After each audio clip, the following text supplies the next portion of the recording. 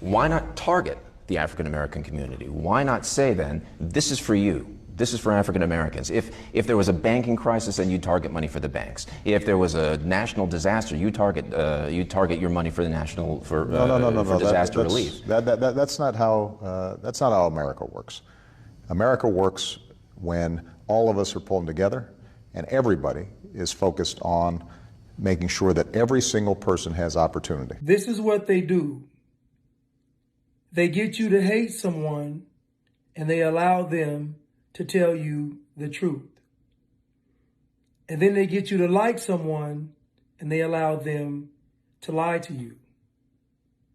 This will always point back to your emotions and how much you have them under control. You made kind of a provocative comment in your new book here, Mugged, and I think it's on page 151. You write that various groups, feminists, gay rights groups, and those who are defending immigrants have commandeered the black civil rights experience. Yes. What do you mean by that? Yes, I'm glad you asked that because I think it's one of the most important points of the book. I mean, I think the way liberals have treated blacks like children and many of their policies have been harmful to blacks. At least they got the beneficiary group right. We do have to, I mean, we shouldn't.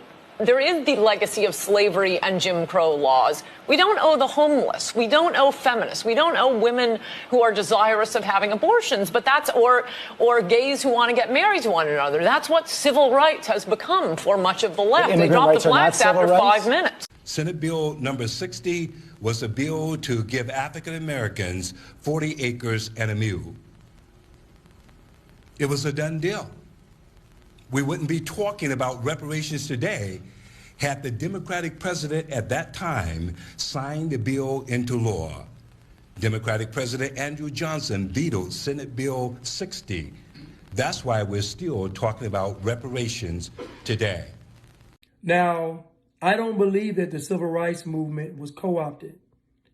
I believe that the civil rights movement was never controlled by us, nor was it for us.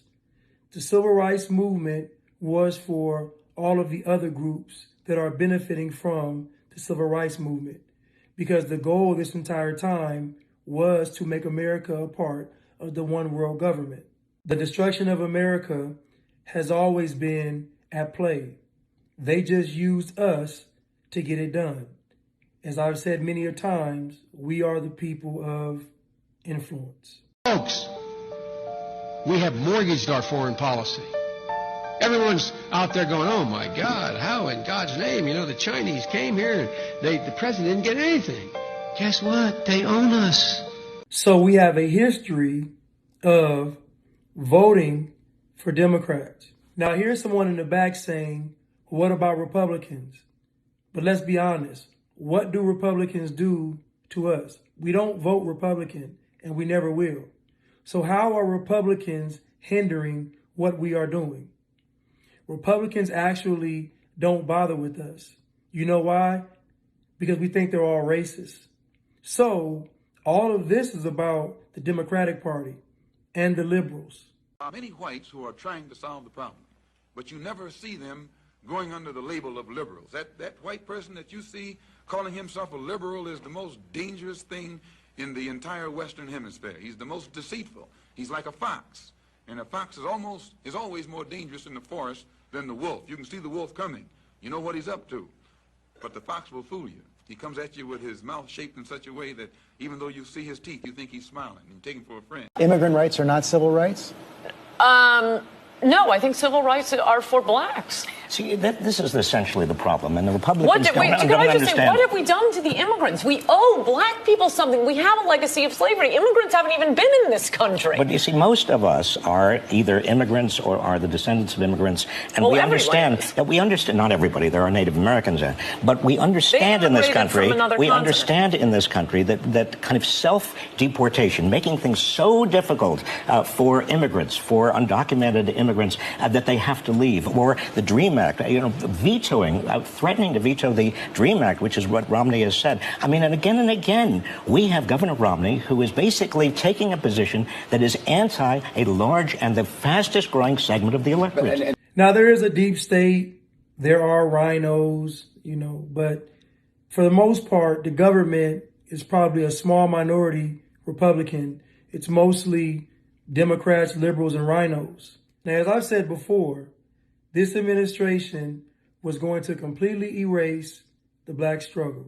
And as you can see, it's already happened in less than a year. Republicans don't do something with immigration. And if Republicans are so far away from Latinos, they're going to lose not only this election, they might lose the White House for generations. The future. And Texas could turn That's why the from red to Democrats blue. are dropping the blacks and moving on to the They're not Hispanics dropping because the they're a blacks. They're not larger group of Hispanics now. But could I just say to Jorge, I hate to disagree with you when you're attacking President Obama, but I think the point on immigration is you can have open borders or you can have a welfare state. This country is doomed.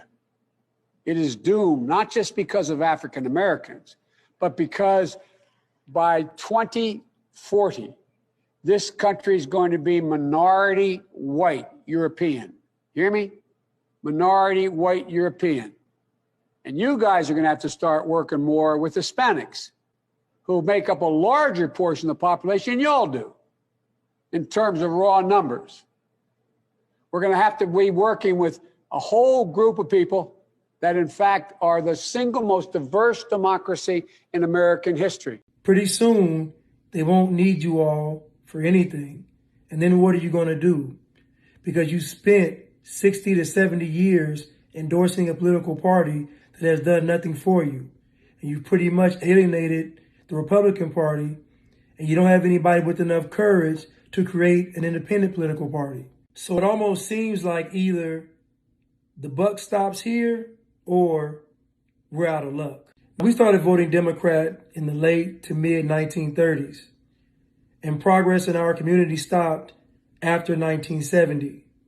So it only took less than 40 years for voting Democrat to completely stagnate our people. You write that various groups, feminists, gay rights groups, and those who are defending immigrants have commandeered the black civil rights experience. Yes. What do you mean by that? Yes, I'm glad you asked that because I think it's one of the most important points of the book. I mean, I think the way liberals have treated blacks like children and many of their policies have been harmful to blacks. At least they got the beneficiary group right. We do have to, I mean, we shouldn't.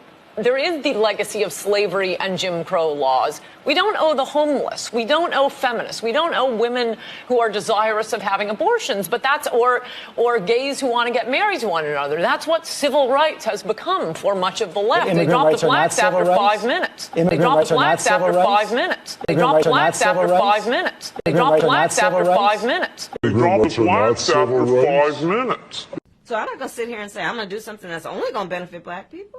No, because whatever benefits that black family will benefit that community and society as a whole and the country, right? Now, I know we say that Democrats and Republicans are two wings of the same bird, but we don't vote Republican. And that's just a fact. And we never will. Again, this discussion is about the Democrats and the liberals. All of the destructive policies that have destroyed our community have come from the Democratic Party. If we look at what's going on, everybody is getting what they want except you. I'll say it again. Everybody is getting what they want from this government except you. Yet, you are the most loyal voter to the Democratic Party.